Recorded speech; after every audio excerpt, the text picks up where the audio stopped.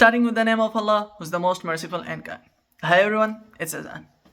Most of the time क्या होता है ना, क्या हम कोई चीज़ जब खरीद रहे होते हैं हम उसके लिए इंस्पायर होते हैं. अगर आपका पैशन है फुटबॉल खेलना तो आप फुटबॉल खरीदने के लिए इंस्पायर होंगे. लेकिन स्किन केयर प्रोडक्ट्स को खरीदने का पंडा अलग है.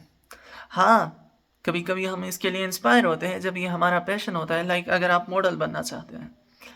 लेकिन ये स्किन केयर एडवर्टीजमेंट्स जो होती है ना, ये हमें एक फियर पैदा करती है, एक डर पैदा करती है कि सोसाइटी के जो ब्यूटी स्टैंडर्ड्स हैं ना, ये बहुत हाई है.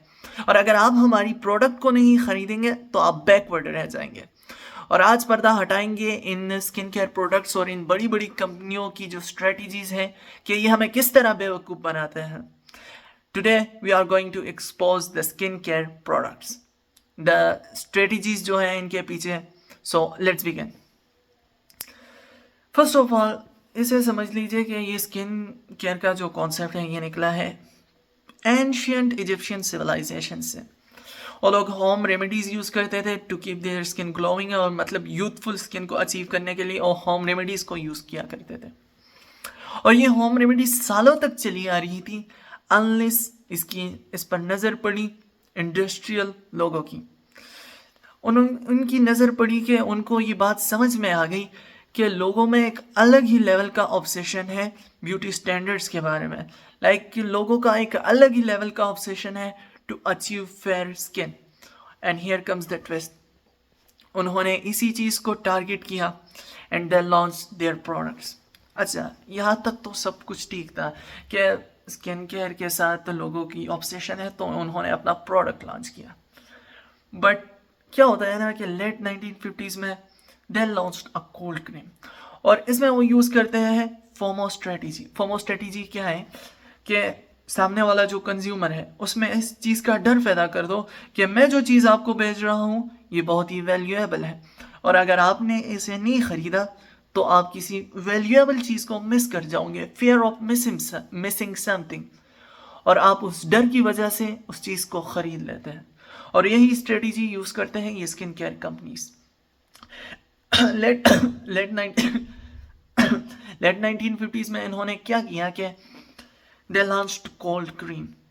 और इसे लॉन्च करने के पीछे इनका मकसद ये था कि जो सोप आप यूज़ करते हैं, इसे धोते हैं, इससे चेहरे को धोते हैं तो आपके चेहरे पर एक अनसीन डर्ट रह जाती है, और इस डर्ट को हटाना ज़रूरी है. ये एक प्रॉब्लम नहीं थी क्योंकि वो कोई डर्ट असल में होती ही नहीं, चेहरे पे कोई डर्ट दिखती ही नहीं है. पर इन्होंने इसे एक प्रॉब्लम की तरह दिखाया. प्रॉब्लम नहीं थी पर इसे प्रॉब्लम की तरह दिखाया और सोल्यूशन में अपना प्रोडक्ट सामने किया, और इस वजह से इन्हें बहुत सारी सेल्स अचीव हुई. एक तो ये स्ट्रेटजी है इनकी पोमो स्ट्रेटजी. कि आपको बताएंगे आपकी मेरे मैं जिस कलर का हूँ इट्स फाइन विद मी, मैं इसमें खुश हूँ, मुझे इससे खुश होना चाहिए. पर ये आप में डर पैदा कर देते having white skin is important, और आप हमारी प्रोडक्ट खरीदें. तो आपने इस चीज़ से बचना है, आपने बेवकूफ़ नहीं होना इन चीज़ों के बारे में. अब आते हैं इनकी अगली स्ट्रेटजी की तरफ. ये लोग क्या करते हैं ना कि अपने प्रोडक्ट्स को इस तरह दिखाते हैं that they are scientifically proven, scientifically researched है.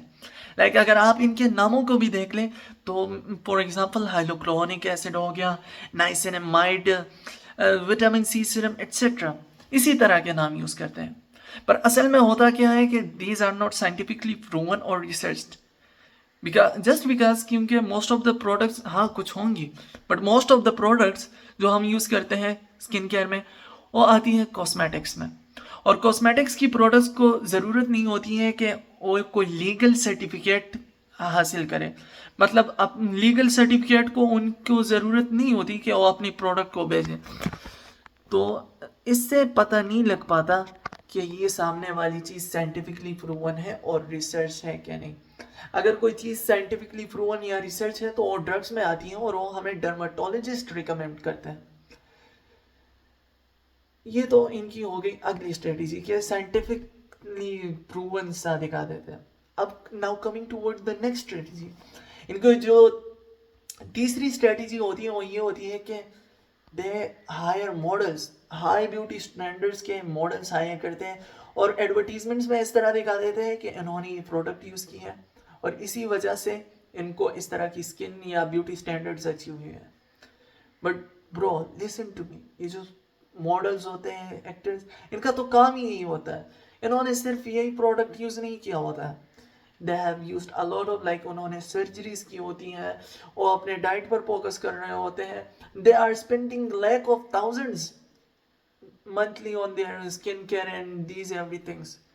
So dude, इस एक स्किन केयर प्रोडक्ट से कुछ नहीं होगा और ना ही आपको ज़रूरत है कि आप 20 लाइक ये लोग क्या करते हैं ना, सिर्फ चलो आपने हमें सिर्फ एक फेस वॉश बेच दिया, ओके, ये लोग देयर आर 20 वेराइटीज, मतलब ये प्रोडक्ट भी यूज़ करो, इसके बाद ये यूज़ करो, इसके बाद ये यूज़ करो।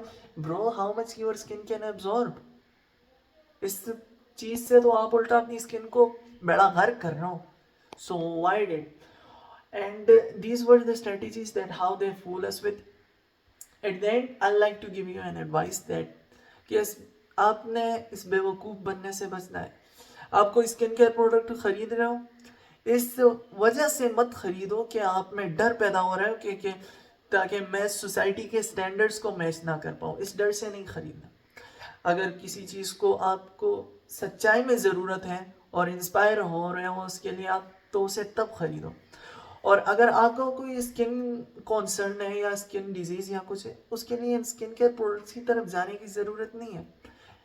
कंसल्ट विद अ डर्माटोलॉजिस्ट, क्योंकि उसकी ज़िंदगी इसमें गुजर चुकी है कि आपके स्किन को किस तरह अच्छा बनाना है। कंसर्न विद हिम एंड वो आपको जो आपकी रिलेवेंट जो चीज़ होगी वो आपको रिकमेंड कर देगा। इस एड्स के चक्कर में नहीं फंसना। So that's it for today video. Next video में मिलते हैं। Okay bye.